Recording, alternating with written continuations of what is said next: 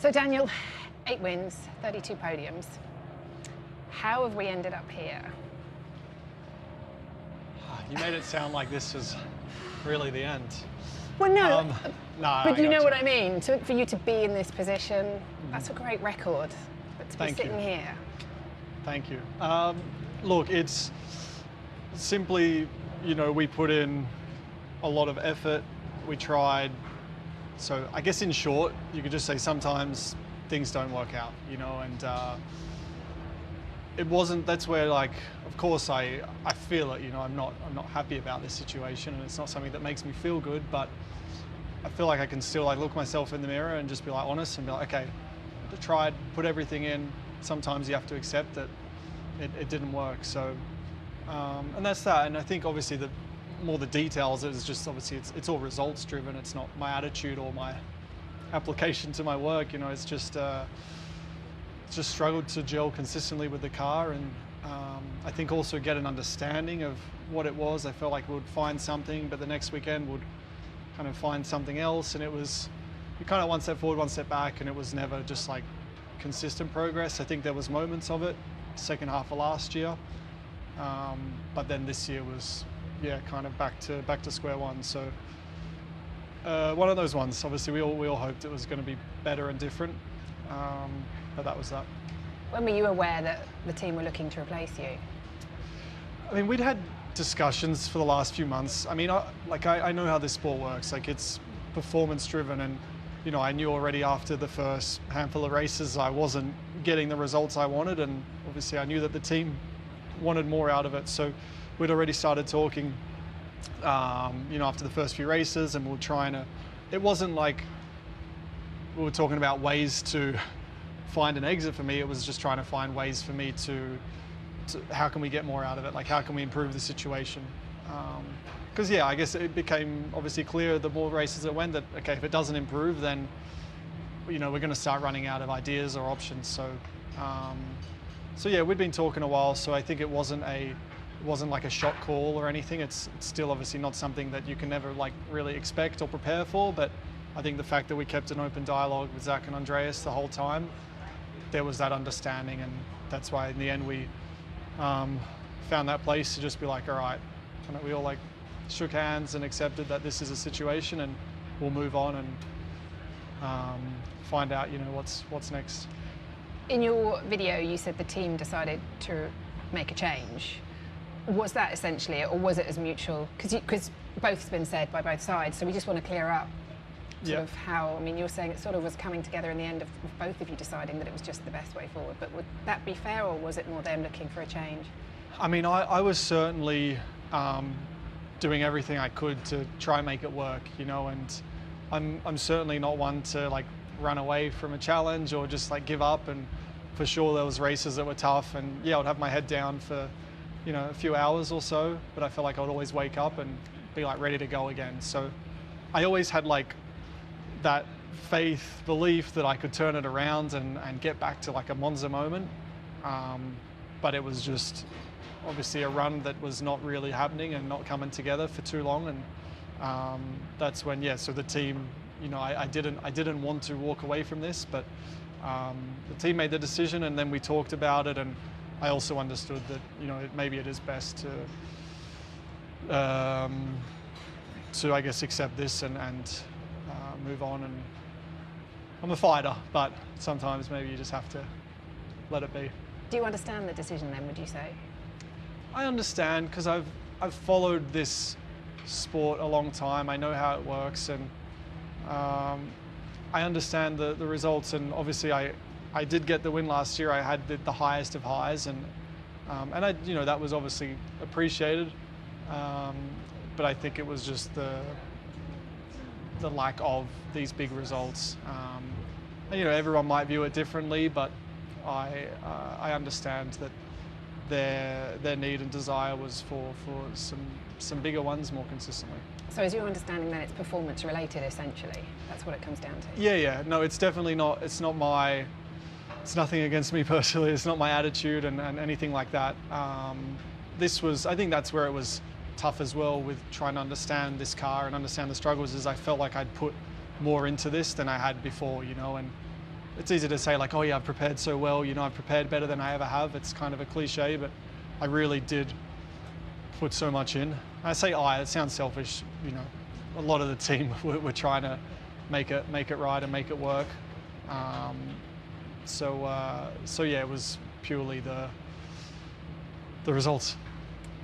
So with that in mind, who would you expect to replace you then? If it's performance related, would you expect somebody with a pedigree to come in and replace you? Because the insinuation would be that the results have got to be closer to Lando or beat Lando.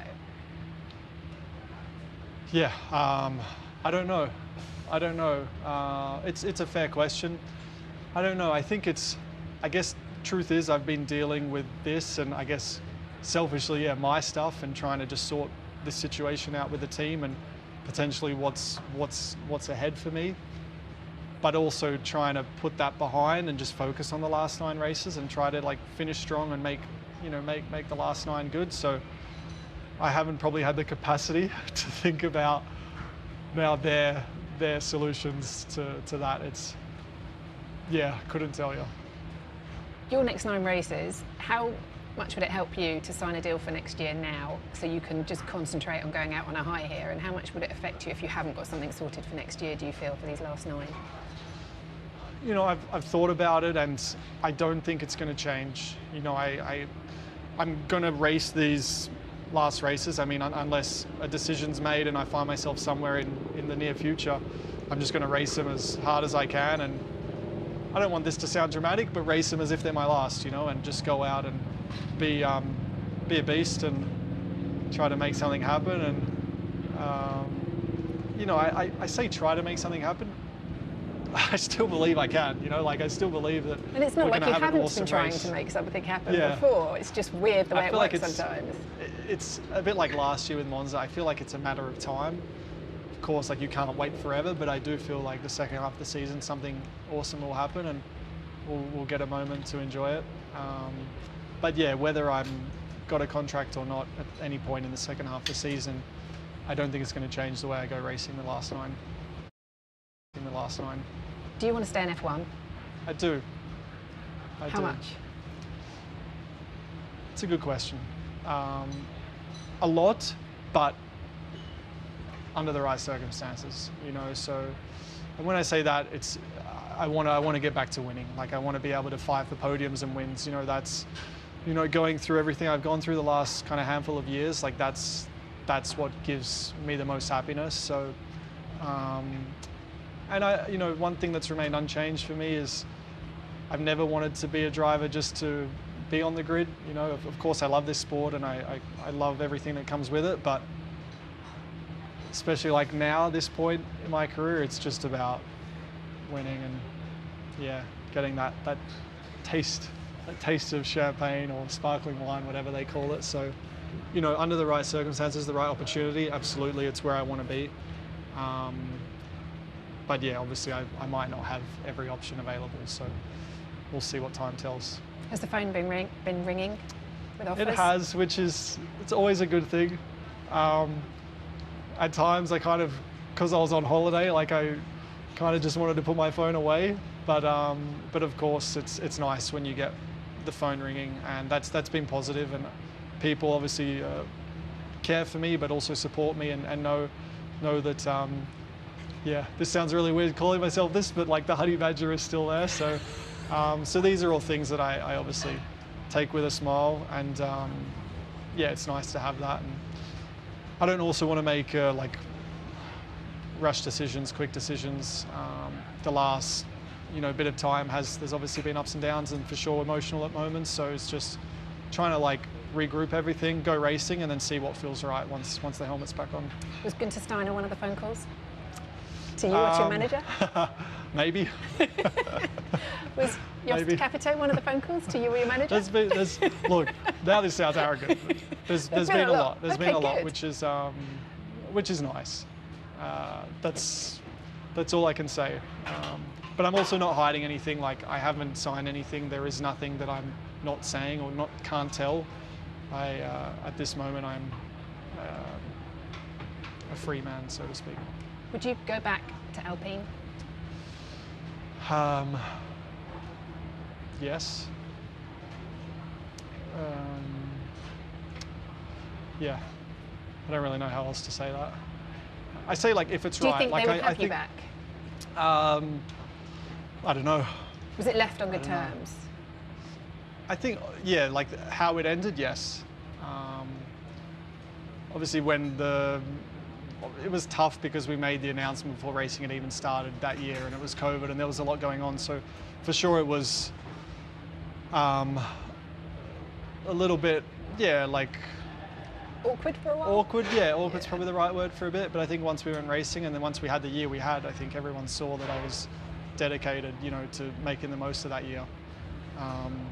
But yeah, time will tell. We'll see. We'll see what feels right and is right. But it's purely going to be on where I feel I can be the most competitive, and that's ultimately what it's going to come down to. It's not going to be about any other factors than that.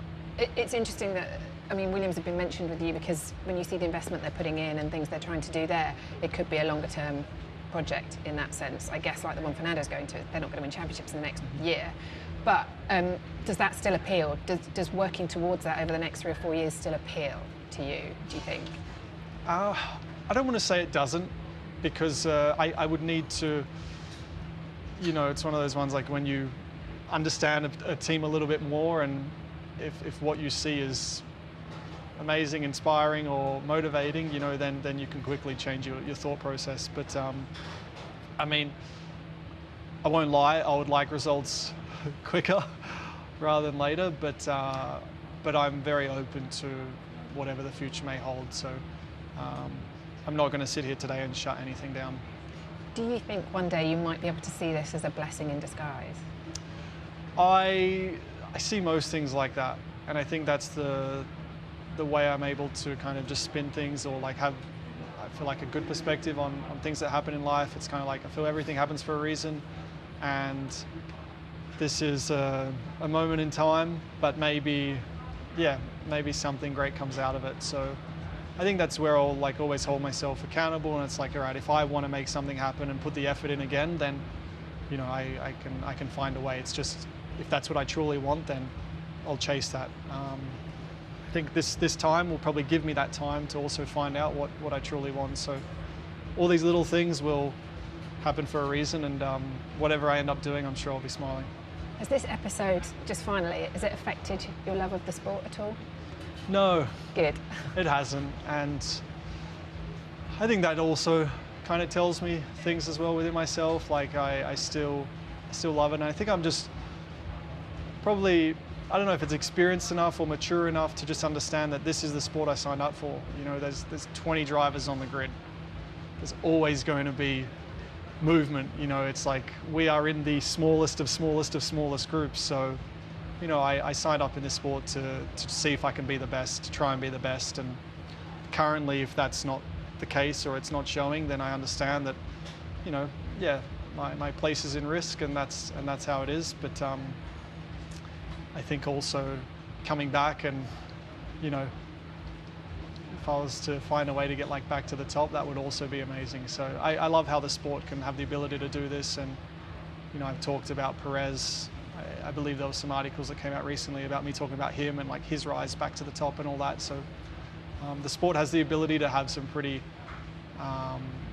like amazing stories being written. So but yeah, other than headline stories, it's just I love racing. I love what this sport does to me in the competition, and all those feelings I get when the lights go out. Awesome. We wish you the very best. Thanks, Daniel. Thank you.